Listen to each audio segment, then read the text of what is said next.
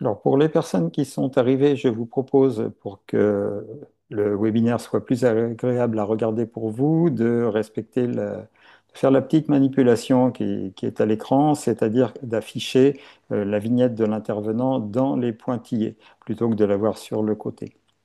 Donc pour ça, il suffit de suivre le mode d'emploi qui est à l'écran. Tout d'abord, de vérifier en haut à droite dans Affichage que vous êtes bien dans la mode d'affichage standard. Si c'est le cas, vous passez en mode plein écran, étape 2. Et quand vous êtes en plein écran, vous cliquez sur le petit rectangle bleu pour voir uniquement la personne qui parle et pas les autres personnes. Et à ce moment-là, vous pourrez déplacer la fenêtre et la redimensionner, la placer dans les pointillés en l'agrandissant. Ça permettra d'avoir quelque chose de plus agréable, un petit peu comme à la télé où on a des images de fond et une personne qui parle.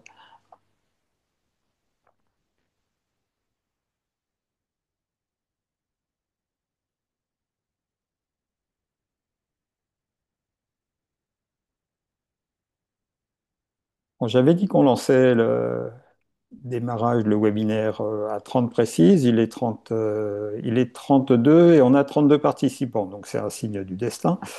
On va démarrer tout de suite et puis les autres personnes nous rejoindront. Donc, bienvenue dans ce webinaire organisé par la Fondation pour la Nature et l'Homme et le réseau Restoko.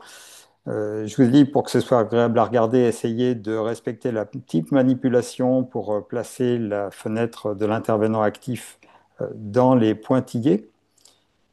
Et au fur et à mesure, vous pourrez poser vos questions via le chat dans la partie discuter. On fera remonter les questions en fin d'intervention. Donc n'hésitez pas à poser vos questions directement et on aura 10 minutes pour en discuter ensuite.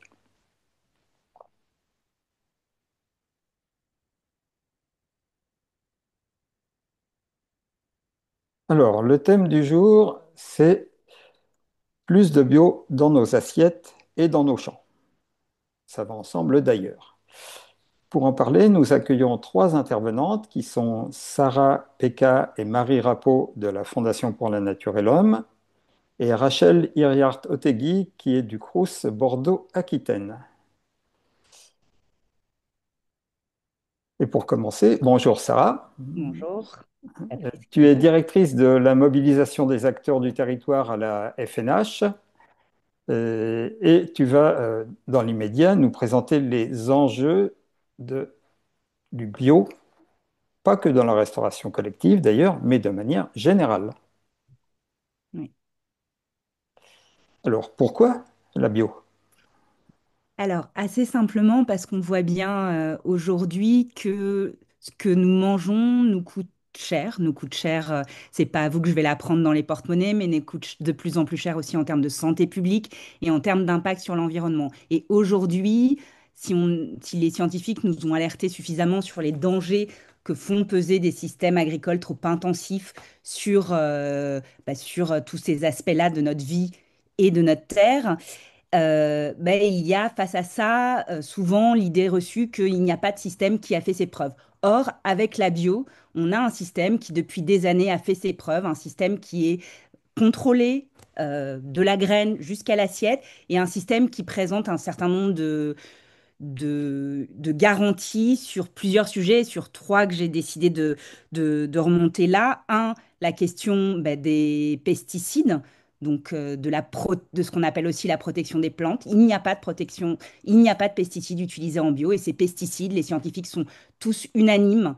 Ils ont des effets létals pour un certain nombre d'êtres vivants et ils ont des effets sur notre santé. En même temps, c'est logique hein, qu'ils aient des effets, vu que leur objectif, c'est justement de tuer une partie euh, des, euh, des, euh, des mauvais agents pour l'agriculture. Donc Oui, forcément, c'est le bon. problème c'est Le qu'il problème, tue c'est que tout ça en fait. tue aussi les bons et que ça tue aussi, par exemple, des pollinisateurs.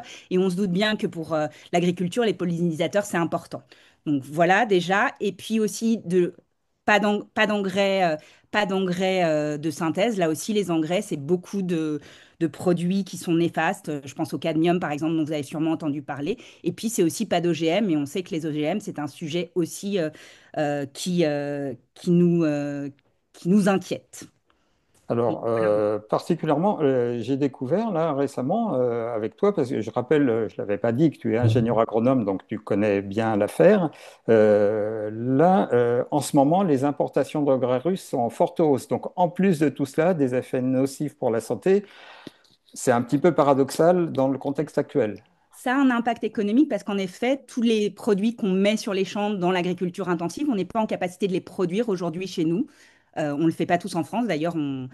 Donc ces produits-là, on les importe et c'est des coûts pour les agriculteurs, pour notre balance commerciale et c'est aussi une dépendance vis-à-vis de certains pays. Et il se trouve que ces pays, notamment pour la Russie, mais pour d'autres aussi, c'est des pays où parfois on aimerait bien être moins dépendant économiquement et en termes de relations internationales de ces pays. Alors, la France s'est fixé 21% de surface agricole bio en 2030. On aime bien se fixer des objectifs en France, et tant mieux si on se fixe des objectifs ambitieux. Maintenant, est-ce qu'on en prend le chemin?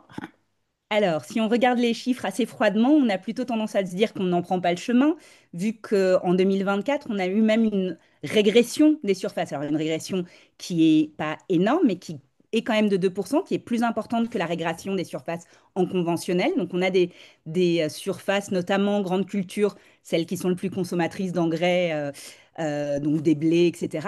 Les surfaces régressent aujourd'hui, alors que la consommation, qui était à la baisse l'année dernière, et cette année on va dire en stabilisation, en tout cas en augmentation, plus 0,8%, c'est pas beaucoup, mais c'est quand même quelque chose. Et c'est signe qu'en tout cas, on a moins de surface, on a plus d'agriculteurs, moins de surface et un peu plus de consommation. Si vous voulez des chiffres, je vais essayer de pas vous assommer avec les chiffres, mais là, je vais vous en donner quand même quelques-uns. Aujourd'hui, en TTC, la consommation des ménages, c'est 12 milliards d'euros en bio. La consommation de la restauration hors domicile, elle est estimée à 826 millions, dont à peu près 500 millions viennent de la restauration collective, donc vous, et 325 millions de la restauration commerciale. Et juste, je reviens sur un petit diagramme de la phase précédente parce que là aussi, c'est une idée reçue qu'on a souvent. On dit que, en fait, si on consomme pas de bio, quoi, si on cultive pas de bio en France et si on consomme, si on augmente le bio en France, c'est parce que on importe beaucoup de bio. Les importations de bio, ça reste 16% de ce qu'on consomme. C'est assez faible. 16%, c'est le chiffre avec une partie des productions qui ne sont pas productives produisibles en France, les produits exotiques et hors territoire ultramarin qui sont là. Et les surfaces, elles baissent partout, justement, je voulais le signaler aussi, sauf en Outre-mer, où là, on a une augmentation des surfaces dans tous les départements et tous les territoires ultramarins cette année. Et donc, alors que dans l'Hexagone, on a plutôt une perte de surface. Alors, comme tu le disais, la restauration collective, c'est 4,5% en gros actuellement. Le plus gros, c'est la consommation à domicile, 92%. On voit que la restauration collective progresse, hein, le diagramme en bas à droite, mais elle ne pourra pas tout faire elle toute seule, et c'est pas ce qu'on lui demande. Elle ne va pas sauver le monde tout de même. Ce serait bien, mais C'est pas ce qu'on lui demande parce que c'est pas réaliste. On a projeté, par exemple, en surface, on a fait une étude à la Fondation l'année dernière déjà, où on projetait en surface pour atteindre l'objectif dont on parlait tout à l'heure de 20%. Comment on y arrivait? Parce qu'en fait, c'est bien beau de se fixer un objectif. Si on n'a pas des lignes directrices pour l'atteindre, ben, c'est coup de bol si on y arrive, mais en général, il faut des politiques publiques pour arriver à ce genre d'objectif et la mobilisation de tous les acteurs. Et là, on est sûr que pour les 20% de SAI, il faut mobiliser tous les acteurs. La restauration collective progresse, on est encore en dessous des Galim, mais il y a des progressions et il faut encourager ces progressions. Il faut que les politiques publiques et les financements soient au rendez-vous pour cela. Il faut que les filières soient organisées.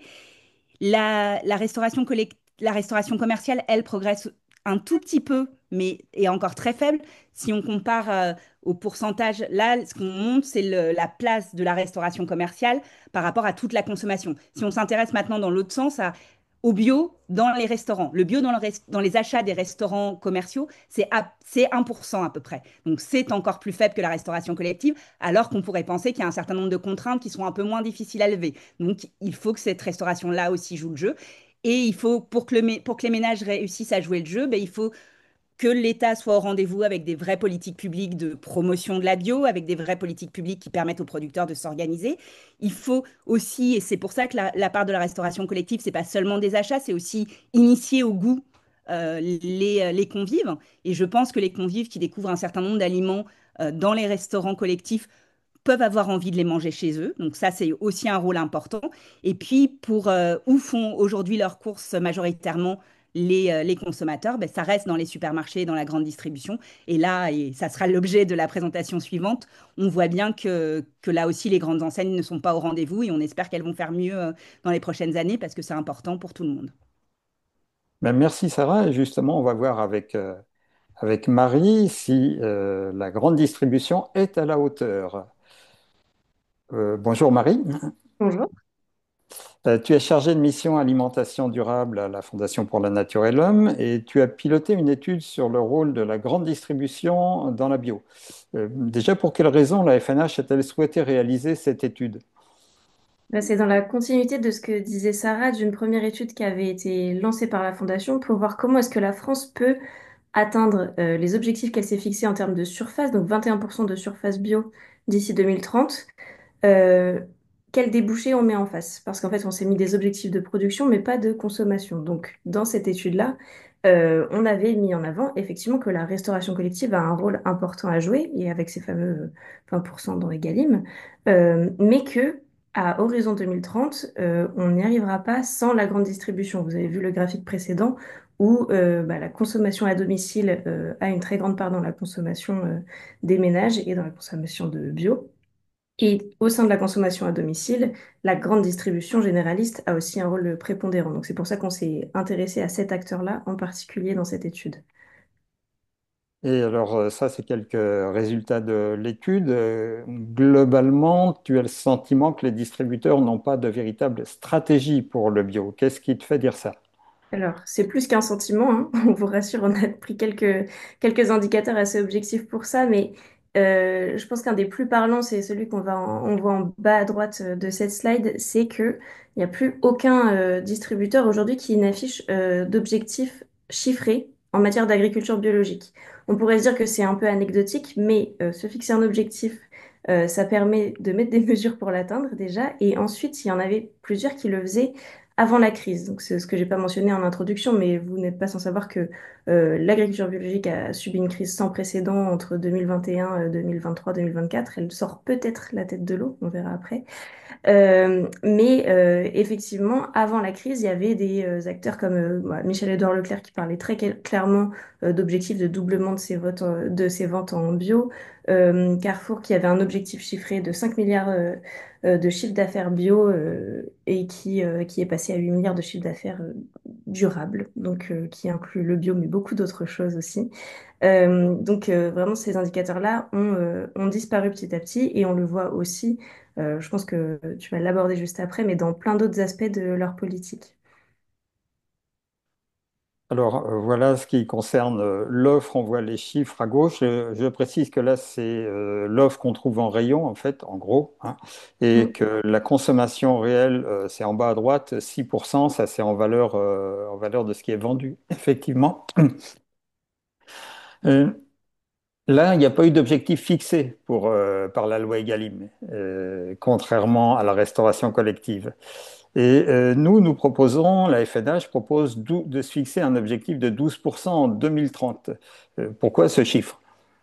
Alors, pour plusieurs raisons. Déjà, donc dans cette fameuse étude, première étude qu'on avait menée en 2024, on avait essayé d'estimer quelle était la part de bio qu'il faudrait atteindre pour chacun des maillons dans les ventes pour créer des débouchés pour 21% des surfaces. Donc, suivant les hypothèses entre les maillons, donc restauration collective, restauration commerciale et grande distribution, suivant les parts de chacun des deux maillons de la restauration hors domicile, et suivant des hypothèses de baisse ou non de la consommation de viande, suivant les tendances qu'on voit, les tendances qu'on voudrait voir, on arrivait à un objectif en consommation à domicile et en grande distribution autour de 8 à 14%. Il se trouve qu'aussi, en ce moment, il y a la stratégie nationale alimentation, nutrition, climat qui est en discussion.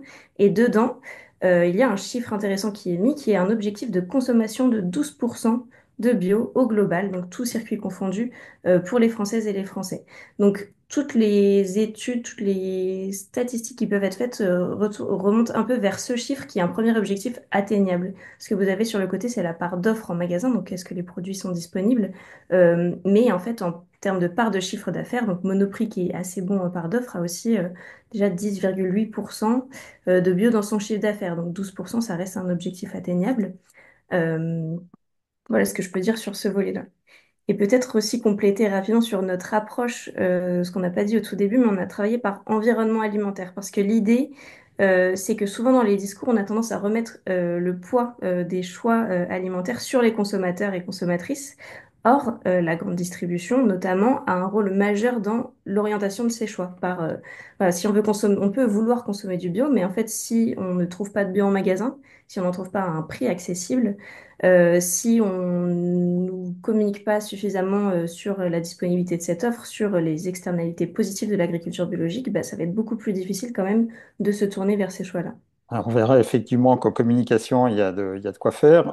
Mais déjà, là, il y a trois points d'interrogation parce qu'on n'a pas eu de données, parce que ceux-là ne nous ont pas répondu. Donc voilà, ça ne veut pas dire qu'ils ne font rien, mais on ne peut pas avoir les données s'ils ne répondent pas.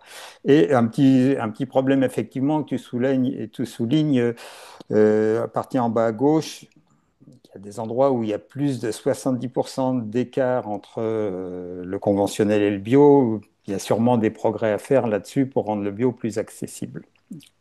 Oui, complètement. D'autant plus quand on compare les distributeurs les uns avec les autres, ce 70%, il est issu d'une étude du UFC Que Choisir. Et quand on applique la même méthode à tous les distributeurs, on voit que certains arrivent à limiter l'écart de prix et d'autres moins. Ça prouve qu'il y a des marges de manœuvre. On sait que effectivement, et vous n'êtes pas sans savoir vous-même qu'il y a un surcoût potentiel sur le bio, mais il y a des marges de manœuvre chez les distributeurs. Alors, les distributeurs peuvent faire pas mal de choses. Et d'ailleurs, il faut reconnaître qu'au début, la grande distribution a été un moteur dans le développement du bio. Moi, je me souviens du lancement de la boule bio Carrefour. C'était une évolution très nette. Pour la première fois, on avait accès dans tous les magasins Carrefour à quelque chose de bio qui était bon en plus. Et donc, ça a nettement aidé au démarrage de la filière céréales bio. Encore aujourd'hui, Système U, enfin Coopérative U maintenant, a une approche intéressante qui complète le soutien des producteurs et la structuration des filières. Donc, des choses sont possibles. Est-ce que tu peux en dire plus, par exemple, sur cet exemple de Coopérative U?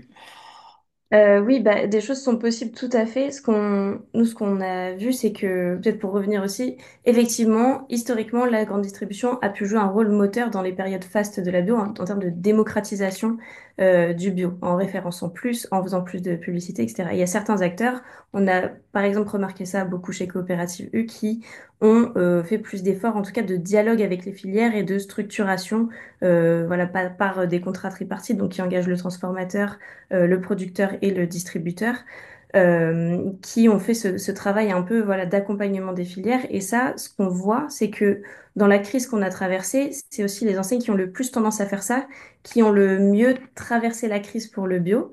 On a vu des déréférencements massifs de produits bio pendant la crise, en partie parce que l'inflation, ça ne se vendait pas, etc. Mais il y a des gros écarts entre enseignes. Et souvent, celles qui déréférencent le moins, c'est aussi celles qui ont le plus de liens avec l'amont, puisque effectivement, bah, c'est beaucoup plus difficile de rayer une ligne d'approvisionnement quand on a un engagement sur le long terme avec les maillons amont. Ils peuvent même aider à structurer les filières. J'ai vu que les porcs bio s'étaient associés. Alors, je ne sais pas si les porcs qui se sont associés entre eux ou plutôt les producteurs de porcs, et que ce n'était pas si simple. Effectivement, oui. Et bah, surtout sur une filière porc qui est, bah, vous le savez peut-être dans l'auditoire, mais une filière compliquée en bio et aussi en termes de débouchés, la fédération de tous ces acteurs. Et notamment, c'est vrai que dans ce cas-là, il y avait un distributeur qui avait été un peu moteur à cette époque-là. Ça permet quand même de passer un peu mieux les crises. Alors, les distributeurs, tu l'évoquais tout à l'heure, peuvent aussi agir par leur pouvoir de publicité. On a découvert dans cette étude, je sais que le chiffre t'a sidéré moi aussi, 2 milliards par an de publicité pour les distributeurs. De pub pour les distributeurs, pas pour les produits, pas pour les marques.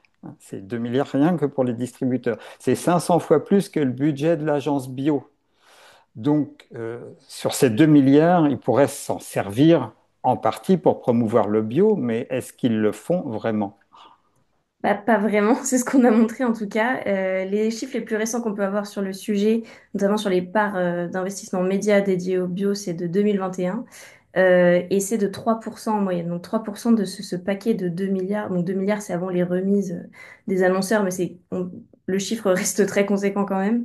Euh, voilà, c'est 3% en moyenne de ce budget qui est dédié au bio et la plupart du budget est bah, dédié à la guerre des prix. Donc il y a aussi tout un côté où il y a une période d'inflation, il y a un pouvoir d'achat vraiment restreint. Il y a aussi un rôle prépondérant de la distribution, et ça depuis des dizaines d'années, puisque c'est aussi son essence même, de travail à un discours qui dit que le produit bon, c'est le produit pas cher. Et ça nuit aussi à des filières de qualité, etc. Donc il y a un équilibre à trouver là-dessus, effectivement. Oui, là, ça n'a pas l'air d'être du tout un équilibre. D'après les 3%, c'est pas ce que j'appelle un équilibre 3 sur 97. Il y a aussi on peut le faire connaître en magasin aussi. Il y a des distributeurs qui mènent des actions en magasin ou dans le rayonnage ou dans des actions pédagogiques. Ça peut être Complètement. intéressant. Oui, ce qu'on a regardé, c'est donc il y a les distributeurs qui font leur propre publicité et puis il y a, tu l'as cité avant, l'agence bio, elle a une mission aussi de faire de la promotion et d'expliquer de la pédagogie sur le label bio. Et l'agence bio avait lancé la campagne Bioréflexe, que peut-être certains connaissent. On a regardé quels étaient les distributeurs qui avaient relayé cette campagne. Et à défaut, s'il y avait des distributeurs qui faisaient aussi un effort de pédagogie sur le bio en magasin. Et là encore, il y en a très peu. Et voilà, il va y avoir Carrefour, U, Intermarché qui ont relayé la campagne Bioréflexe et qui, en parallèle, des fois font des ateliers en magasin avec les producteurs ou autres. Nous, ce qu'on porte de manière générale dans tout ce que les distributeurs peuvent faire, au global, il y a réinscrire la bio dans leur stratégie, ce qui va permettre de développer un peu tous les aspects qu'on a vus là. Mais aussi, on pense que la pédagogie, c'est pas que à destination des consommateurs et consommatrices, mais c'est aussi en interne.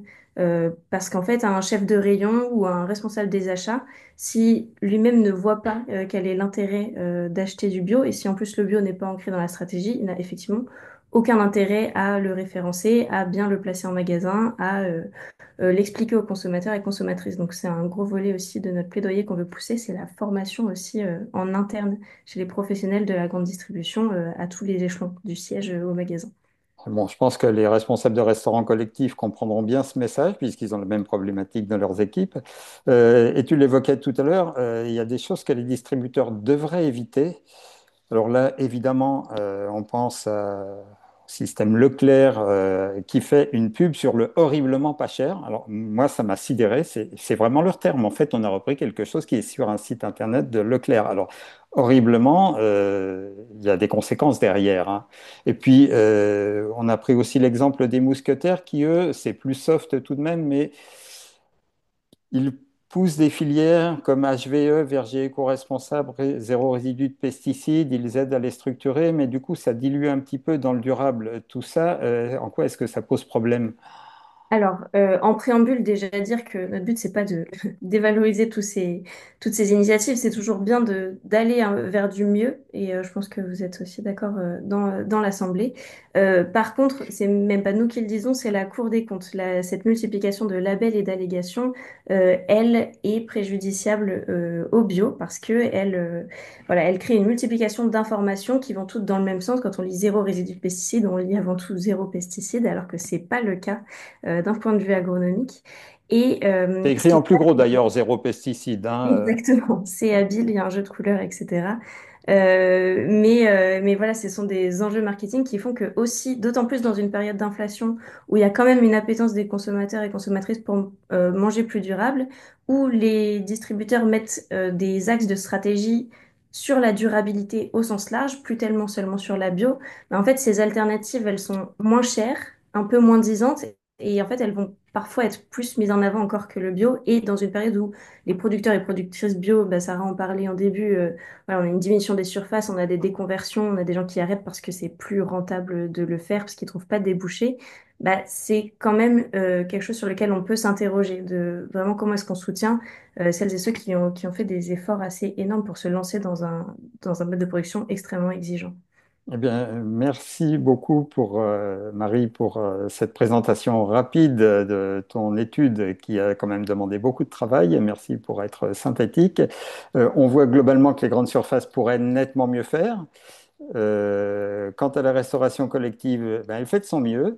Et on va passer la parole à Rachel, qui, elle, est directrice du Resto U de la Côte Basque. Bonjour Rachel. Bonjour. Alors toi, tu es sur la Côte Basque, tu diriges un restaurant universitaire. Tout le monde sait qu'il fait bio à Bayonne, même si en ce moment il fait bio partout. Et il fait beau plutôt, mais il fait bio dans le Resto U. Tu vas nous expliquer comment vous faites pour être de bons élèves Egalim. Alors, sur, oui, donc là, on voit les chiffres, on voit qu'on a un coût denrée qui est à 2 euros. C'était un peu l'objectif lorsqu'on est rentré dans mon resto responsable. Dans cette démarche, on avait un coût denrée de 1,85 €. On a eu une petite augmentation de ce coût, mais on est parti du postulat qu'en fait, l'idée, c'était tout d'abord de chasser un peu les coûts liés au gaspillage et que c'est ça qui nous donnerait la marge de manœuvre pour réussir à intégrer en fait du bio et des aliments plus vertueux. Alors, on va y revenir au gaspillage, mais je voudrais quand même voir l'évolution des jauges parce que c'est assez spectaculaire. On a refait ensemble avant-hier, hier même, je crois, Ouais. le questionnaire Mon Resto Responsable en 2025. Très nettement, vous partiez de très bas en fait en 2023, donc vous êtes monté rapidement aux objectifs Egalim.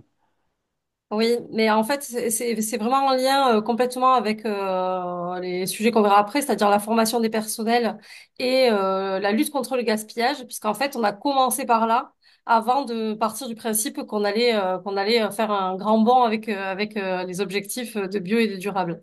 Alors, je vois que tu arrives à tout faire manger aux étudiants, hein, même les fans de carottes. Oui, Il n'y a en pas de fait, petites économies. ouais, en fait, alors, j'ai déjà un gros sujet qui est ben, l'exemplarité et le fait qu'on a affaire à un public jeune qui a parfois des idées arrêtées sur leurs envies de nourriture, donc il faut quand même beaucoup convaincre et qu'il faut beaucoup éduquer. Voilà, il y a une méconnaissance en fait des bons produits. Ils ont plus trop l'habitude de manger des plats qui sont cuisinés et ils vont plus facilement aller vers des steaks frites ou des burgers. Mais ce qu'on se rend compte, c'est quand on les met pas en opposition avec des plats maison, ils apprécient en fait les plats traditionnels et qu'ils découvrent et qu'ils mangent souvent très bien. Donc déjà Donc, dans la lutte contre le gaspillage, ouais, pardon. les fans de carottes, c'est anecdotique, mais c'est quand même révélateur parce que pour tes équipes Ouais. aussi, ça les habitue à ne rien jeter. Oui, c'est ça. En fait, c'est que dans la notion d'exemplarité, on a commencé par chasser le coût du gaspillage dans nos cuisines, en production. Donc, on est parti du principe qu'il fallait qu'on utilise le moins possible et qu'on jette déjà en production le moins possible. Donc, on a supprimé toute la quatrième et cinquième gamme et on est revenu à faire tourner à plein régime nos légumeries. Et de ce fait, en fait, on maîtrise, par exemple, lorsqu'on achète des carottes bio, on les nettoie, on ne les épluche plus. Donc, on n'a plus le gaspillage d'épluchage. Les fans de carottes, on les met dans des soupes. On arrive même à placer pas mal de choses dans les gazpachos l'été. Donc, c'est pas que saisonnier. Euh, Et puis mais c'est là, vrai on que, voit les... par exemple, le bio nous permet de gaspiller quand même beaucoup moins, finalement. Et on voit que vous faites des grosses assiettes aussi, une Oh formule oui, XL. ouais, ouais, ouais, parce qu'en fait, on respecte complètement les recommandations du GAMRCN. Voilà, en fait, c'est quelque chose qui est très, très bien intégré aujourd'hui par les équipes, que les étudiants connaissent. On leur a parlé des quantités qui étaient attendues dans une assiette. Un étudiant, quand il arrive au self, en général, il est midi, midi et demi, il est mort de faim. Donc, il a très faim, il remplit son plateau, et puis une fois qu'il a mangé l'entrée, le pain et le plat, ben, il a plus toujours très faim pour finir son plat. Donc on a travaillé là-dessus et on a mis en place pour les gros mangeurs une assiette XL. Alors c'est 35 centimes, hein, c'est vraiment c'est le prix coûtant de la ration de la demi-ration d'accompagnement en plus. Sauf que même s'ils ne payent que 35 centimes, ils ne jettent pas. Donc ils ont le choix en fait, grosse faim, petite faim et dans la grosse faim, ça les pousse à finir leurs assiettes. Voilà, c'est le Et cas. au final, vos poubelles pour ce qui reste dans les plateaux, c'est 20 grammes. C'est pas Oui. l'économie que vous avez réalisée, ça, c'est vraiment ce qui reste en moyenne, 20 Ah grammes. oui, oui, alors c'est ce qui reste dans les plateaux avec la production. Donc on est tombé très très bas. Mais dans la méthodologie de travail, on a complètement revu nos pratiques. C'est-à-dire que par exemple, on part sur des plats vraiment maison le lundi, mardi, mercredi et on représente les plats le lendemain si jamais et on explique, on accompagne l'étudiant là-dessus. Il sait pourquoi en fait on représente les plats. Et par exemple, on a supprimé les frites tous les jours, on ne les met plus que le vendredi, puisque les frites, par exemple, donc, ils adorent ça. Si on en met tous les jours, ils vont manger tous les jours, ils vont laisser les plats. Mais par contre, s'ils n'ont pas le choix et qu'ils ont les frites le vendredi, ça nous permet, nous, de finir un service avec zéro déchet. Donc, en fait, notre objectif, c'est de finir un service côté self, côté personnel, quoi, hein, avec zéro déchet et que les assiettes soient vides côté usager, côté étudiant. Ce qui vous a donné 22 centimes d'économie en 2 ans. Vous aviez Oui, déjà un gaspillage assez bas et ça, en fait, ça vous a vraiment permis de financer le surcoût qu'on a vu oui. tout à l'heure. Et le fait de passer, d'abandonner la quatrième et cinquième gamme, on a supprimé également toutes les dosettes, sel, mayonnaise, etc. On ne propose plus que des sauces maison. Et en fait, de supprimer tout ça, c'est aussi une économie, en fait. C'est vraiment une économie d'ensemble parce que les dosettes, on les retrouve aussi à la poubelle. Ça rentre dans le gaspillage, en fait, hein, les dosettes, hein. Voilà. Alors, vous avez formé le personnel, mais toi, tu n'hésites pas à parler d'éducation et même plus de formation du personnel. Ah oui. Vous avez même fait une sorte de manuel qu'on voit ici, le livret Mm, d'initiation à la diététique, mm. sur lequel vous appuyez tout au long de l'année. Oui, C'est original, ça, de oui, parler parce que d'éducation pour son personnel. ouais, bah en fait, parce que le personnel derrière, il éduque aussi les étudiants. Et en fait, il faut en fait, on s'est rendu compte assez vite que les collègues qui sont derrière les rampes de self, ils n'ont pas toujours la méthode pour expliquer ce qu'ils font. Ils adorent leur travail, ils travaillent très très bien, mais ils n'ont pas toujours le souci de valoriser le travail qu'ils ont fait. Or, un étudiant, comme n'importe quel usager, quand on lui explique ben, qu'il y a eu du travail derrière, qu'on a travaillé des produits frais, voilà, que ça a pris du temps. Il faut goûter parce que vous allez voir, si vous aimez pas, on vous fait goûter un petit peu, mais si vous aimez pas, voilà, on en reparle. En général, il finit son assiette, l'étudiant est content, mais il aurait peut-être pas été tout seul vers un produit de qualité ou un produit plat cuisiné. Donc ça rentre dans l'éducation. C'est très important aussi parce on va aussi vers une cuisine végétarienne et que il faut savoir la présenter de façon à ce qu'elle soit attractive en fait. Voilà. Eh Donc bien, c'est de la. oui, pour qu'elle soit attractive, il faut déjà des bons produits locaux, des partenariats avec les producteurs, Oui, des cuisiniers motivés oui, et une légumerie d'ailleurs. oui. Oui, oui. Alors, le fait de cuisiner de bons produits locaux motive tes équipes et tu me disais que les salariés restent en poste. Alors ça, si tu dis que les salariés restent en poste, ça va intéresser beaucoup de tes collègues. Ouais, bon alors il y a toujours un sujet quand même, voilà, il faut quand même qu'ils soient dans des bonnes conditions de travail et qu'ils soient voilà payés correctement. Mais ceci dit, dès le départ en fait, lorsqu'on a commencé à recruter, on a mis dans les fiches de poste qu'on était un service qui avait un vrai souci de l'éducation des étudiants et de la promotion en fait des bons produits et qu'on était tous très sensibles à la transition écologique et le gaspillage alimentaire était dans l'annonce. Voilà, et on Alors, a des c'était personnes qui pas ont sous la postulé forme de... pour ça. Mm. C'était pas la petite affiche là, Wanted, cuisinier sensible à la transition écologique, mais presque, hein. Ouais, ça pourrait y ressembler.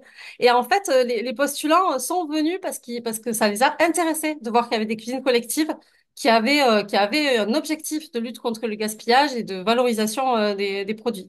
Même si c'est un vrai challenge de sortir pour des cuisiniers à 2 euros du coup denrée des repas de qualité. Ah, c'est du travail, c'est plus de travail. Et aussi, chez vous, c'est un dialogue quotidien, hein, comme dans les restaurants, mais avec tout le personnel. En fait, tout le personnel est habitué à aller au contact des étudiants. Oui. Effectivement, il faut être drôlement bien formé pour garder le sourire en expliquant aux étudiants qu'il n'y a plus rien à manger et qu'ils avaient qu'à venir plus tôt. Alors oui, c'est vrai que on essaie de faire en sorte à ce que ce soit pas toujours ceux qui passent à la fin du service quand même qui finissent les restes. Mais ceci dit, c'est rentré aujourd'hui dans les automatismes des étudiants que même si c'est ce qui reste de la veille, ils n'ont pas forcément mangé la veille quand même. Donc ça reste un bon produit de qualité et on va pas le jeter. Et Et ensuite, là, on le voilà, voit sur c'est la une blague, photo. ce que je disais Ouais, évidemment, hein. ouais, On voit comme bien c'était sûr. servi au début et à la fin, en fait, c'est volontaire. Vous ne mettez plus rien en vitrine pour gérer la fin de service ou Ouais, quasiment plus. alors ça, l'exemple sur la photo, c'est vraiment ça, c'est que aujourd'hui, un étudiant, quand il rentre, il voit que la vitrine est vide, mais en fait, c'est pas un message qu'il n'y a plus rien, puisque les agents qui étaient derrière les rampes de self passent devant. et vont à leur contact et ils leur proposent ce qui est derrière. Parce qu'une fois que c'est mis dans la vitrine, en fait, c'est jeté si c'est pas servi. Donc nous, on veut plus rien jeter. Donc en fait, on leur explique que peut-être ce jour-là, il y avait aussi encore derrière des carottes râpées ou d'autres entrées et qu'ils peuvent tout à fait en avoir. Et ça, ils ont compris. En fait, ça a pris, j'ai envie de dire que ça a pris un petit mois, ce changement de pratique. Ça a été plus difficile finalement pour les personnels qui n'ont pas l'habitude d'aller communiquer. Souvent, ils sont un peu cachés dans leur cuisine ou derrière leur rampe de sel. Bon, Et là, là, on voit et qu'elle ouais. a le sourire, là, donc ça lui plaît maintenant. Oui, ils le font avec plaisir. En fait, parce qu'on a un public sympa, faut le dire aussi. Les étudiants, parfois ils râlent, mais en fait, souvent, en fait, ils accueillent assez bien les explications. Ils ont conscience qu'en face, ils ont des personnes qui travaillent dans leur intérêt, pour leur bien, quoi. Et alors, Voilà. le plan Vigipirate pour le gaspillage, là, j'ai trouvé ça assez fort aussi, parce que non seulement il y a des poubelles transparentes, mais tu as une équipe d'intervention immédiate quand il y a un problème. Ben, en fait, ces poubelles, elles sont sorties. C'est pas les poubelles qui sont en base proposées par les fournisseurs. Ce sont des poubelles qui sont sorties pendant les attentats. Et nous, on s'est dit que c'était hyper intéressant parce qu'une fois qu'on a mis à la poubelle et qu'on voit plus le déchet n'existe plus. Sauf que pour nous, le déchet, il existe et que quand les étudiants le voient, ce sont les premiers à être choqués de voir de la nourriture dans les poubelles. Donc, ils ont beaucoup moins envie de jeter quand ils voient la quantité des déchets durant le service. Et l'équipe d'intervention, c'est aussi pour pouvoir dialoguer directement quand vous constatez qu'il y a un problème sur un plat, vous le voyez directement et vous pouvez aller poser des questions. Oui, en fait, on voit très vite si par exemple il y a un plat qu'on retrouve à la poubelle, on s'interroge. Donc, on a pris quelqu'un qui n'est pas dans l'équipe de production, donc il n'est pas jugé parti. C'est pas lui qui a fait la cuisine. Il va pas prendre mal la critique, mais par contre lui, en fait, à chaque fin de service, c'est pareil sur l'ensemble des sites, hein. Il fait le tour des usagers, puis il demande, voilà, est-ce que le plat a plu? Et si on voit qu'il y en a beaucoup dans la poubelle, en général, on a des retours et on rectifie derrière en suivant la chef rectifie les recettes. Voilà, ou les quantités parfois, ou juste il manque une sauce avec ce plat-là. Voilà, ça permet de mettre en place des actions correctives. Bon, bah écoute, merci beaucoup pour cette présentation. Je crois que vous êtes parmi les premiers, peut-être le premier restaurant des Crous à atteindre les objectifs Egalim, mais je suis sûr que vous n'êtes pas en concurrence et au contraire que ça va Non. apporter des solutions à tout le monde. Donc c'est possible et bravo pour ce que vous mettez en place. On va continuer à dialoguer grâce à vos questions. Et Marie-Cécile, tu es directrice du réseau Restoco. Bonjour Marie-Cécile. Est-ce que tu as vu dans la chat des questions pour nos intervenantes? Alors, il n'y a pas de questions pour l'instant. Donc, peut-être qu'on peut inviter les gens qui souhaitent à les poser directement.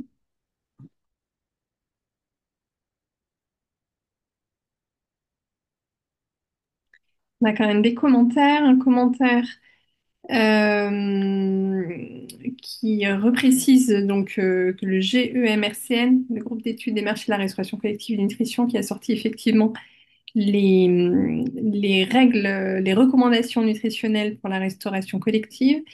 Il y a d'ailleurs des travaux qui sont en cours en ce moment au Conseil national de la restauration collective pour réactualiser le décret nutrition en restauration scolaire à la loi Egalim Climat et Résilience et notamment à la part de repas végétariens qui est aujourd'hui doit être inclus dans les recommandations. Donc on l'attend depuis 2 ans, mais je crois il n'a jamais été aussi près de sortir. Et puis notre marque d'Interbio Nouvelle-Aquitaine, si je dis pas de bêtises, je dis rapidement, voilà, qui confirme leur travail avec les grandes surfaces aujourd'hui en Nouvelle-Aquitaine.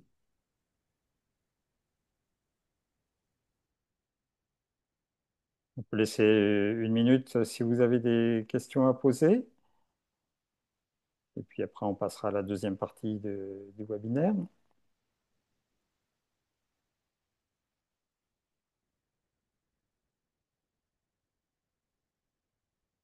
Moi, s'il y a des questions qui apparaissent, on y reviendra, bien sûr. Moi, je voulais remercier particulièrement nos trois intervenantes. Euh, Et pour les personnes qui sont inscrites à la deuxième partie, on va continuer en salle de répartition. Virginie, est-ce que tu peux nous expliquer comment ça fonctionne pour passer dans les salles de répartition? On a quelques questions qui viennent d'apparaître Ah, sur le chat, donc je vais vous laisser les traiter. On a encore 5 minutes, 5-6 oui. minutes pour les traiter. Voilà. Alors, on retrouve Marie-Cécile. Alors oui, effectivement, une première question par rapport au sel, au crous, s'il n'est plus en dosette, voilà, comment est-il proposé? Est-ce qu'il est en salière? À quel endroit? Sur table, au self? Alors, alors, on a quelques salières, mais qu'on ne sort qu'à la demande, puisqu'en fait, normalement, c'est assez salé. Donc, on encourage beaucoup plus, finalement, à goûter le plat, puisqu'avant, en fait, ils prenaient des dosettes, ils salaient sans avoir goûté, ou alors, ils salaient peut-être un peu trop. Donc, on fait très, très attention aux assaisonnements. Ça fait partie des points, d'ailleurs, qui sont relevés en fin de service. Si ça n'est pas assez, assaisonné, on modifie la fiche technique. Voilà. Mais normalement, c'est vrai que l'éducation, c'est aussi ça. On n'est pas censé rajouter du sel dans les plats. Et il y a un vrai sujet, santé, en fait, qu'on aborde avec les étudiants, avec des partenaires, qui viennent aussi sur nos restaurants pour expliquer en début d'année, voilà, l'intérêt aussi de pas saler les plats, de boire de l'eau, enfin voilà. Alors, une autre question, toujours pour votre expérience au Crous, sur les fournisseurs pour permettre d'acheter ces produits bio. Est-ce que déjà, est-ce qu'ils viennent tous de la centrale d'achat nationale ou est-ce que vous avez aussi des achats en direct? Et est-ce que ça a nécessité des compétences spécifiques dans la rédaction de marchés publics spécifiques aux produits bio? Alors, on a une chance dans les Crous, c'est que les services des marchés sont centralisés, donc en régional et au niveau national. On a une partie des marchés bio qui sont nationaux, donc par exemple les yaourts, les desserts, les compotes, ce genre de choses. Mais par contre, depuis 2 ans, on a passé un marché, en fait depuis un peu plus d'un an, on a passé un marché public en local avec une plateforme de producteurs locaux et tous nos fruits et légumes proviennent de cette plateforme. C'est-à-dire que par contre, on est complètement dans la saisonnalité puisque on n'a pas toujours, voilà, il faut qu'on ait une adaptabilité sur les menus, puisque ben, quand il y a beaucoup de courgettes, ben, on va plus manger de la courgette, et puis on n'a pas de tomates en hiver, et voilà. Mais on est en local, en fait, pour tout ce qui est fruits et légumes, bon, sauf les oranges et les bananes, évidemment, hein. Mais on en a assez peu, finalement, aussi. Et peut-être qu'une des questions sur les fruits et légumes bio, est-ce que vous avez fait des lots spécifiques? Est-ce que c'est une Oui, variante dans des lots plus globaux? Non, c'est des lots oui. spécifiques fruits et légumes bio. Tout à fait. En fait, on a un marché régional pour les fruits et légumes et on a délocalisé le marché sur chaque site. Par exemple, pour son marché, qui est à 100 km de chez nous, ils ont fait leur consultation qui est le pendant de la nôtre, hein. Mais on a rédigé un cahier des charges. D'ailleurs, dans le cahier des charges, on est en bio et local. Donc, tout ce qui est local est également bio. Donc, tous nos fruits et légumes, c'est pour ça aussi qu'on a beaucoup monté en fait en bio. Euh, mais par exemple, on a demandé des choses comme à être livrées que dans des caissettes réemployables. C'est-à-dire qu'on a été jusqu'au bout. On a aussi en même temps lutté contre les déchets. On veut plus avoir de cajots qui restent voilà, qui restent dans nos services d'approvisionnement. Donc en fait, aujourd'hui, on est livré en caisse. On les lave et puis ils repartent avec les caisses, quoi. Voilà, Et donc, quand vous dites bio et local, on rappelle qu'on ne peut pas demander du local, mais j'imagine que vous avez trouvé des astuces pour c'est s'assurer que ça, ce soit uniquement des fournisseurs locaux qui répondent. c'est ça. D'accord. Très bien. Alors, sur les marchés, voilà, c'était les questions. On a une autre question par rapport au prix du repas. Il est rappelé qu'effectivement, 2 euros, c'est très bas. Est-ce que c'est le prix moyen denrée pour un repas complet? Oui, c'est ça. Entrée, plat, dessert et pain. J'ai pas précisé que on avait des petits pains comme de tradition un petit peu dans les crous et qu'en fait on est passé à du pain tranché. Et aujourd'hui, l'étudiant prend le nombre de tranches qui correspond aussi à ce qu'il a dans son plateau. C'est-à-dire qu'avant on retrouvait beaucoup de pain, aujourd'hui on n'en jette plus du tout. Par contre, il prend, c'est à peu près l'équivalent de 7 tranches par étudiant. Il en prend 3, 4, certains 7, mais il a droit de venir se resservir. Voilà. Mais ça a tout changé aussi dans notre façon de fonctionner. Et on a fait ça au moment où on est passé sur du pain CRC qui est de meilleure qualité. On n'est pas en bio avec le pain, nous, mais parce qu'on n'avait pas de fournisseur ici qui pouvait nous en proposer. Mais par contre, voilà, en passant au pain de qualité, on a aussi changé la méthode de distribution du pain. Très bien. Je vois qu'il y a des personnes qui seraient intéressées par votre plateforme d'achat régional, mais je pense qu'elle est réservée aux restaurants universitaires. Après, les conseils départementaux et régionaux souvent travaillent très bien. Nous ici, en fait, nous là-dessus, on s'est fait aider par exemple dans le département des Pyrénées-Atlantiques, ils étaient plus avancés que nous sur les rédactions des consultations, etc. On les a rencontrés. Je pense qu'il y a partout des voilà des services qui sont plus avancés que nous, par exemple dans les Crous, et qui voilà et qui avaient déjà fait une partie du travail. Ouais, on a été suiveurs là-dessus, hein. Oui, bon, mais très bien. Puis on peut aussi rappeler qu'il y a des groupements d'achat, effectivement, Ouais. qui existent et qui sont parfois ouverts à tout type d'établissement. Et puis que beaucoup de producteurs et de réseaux de producteurs ont créé aussi des plateformes pour faciliter l'accès aux produits bio et aux produits locaux. Donc il y a AgriLocal qui est effectivement cité dans le chat pour du produit local. Il y a Manger Bio ici maintenant pour du produit bio. Et j'en oublie, il y en a d'autres, vous allez compléter sur le chat. Et dernière question peut-être pour rester dans le timing. Est-ce que vous proposez des animations d'éducation au goût pour les étudiants? Est-ce que c'est spécifique aux produits bio? Ou voilà, qu'est-ce qui est mis en place dans l'accompagnement Alors, des étudiants? ouais.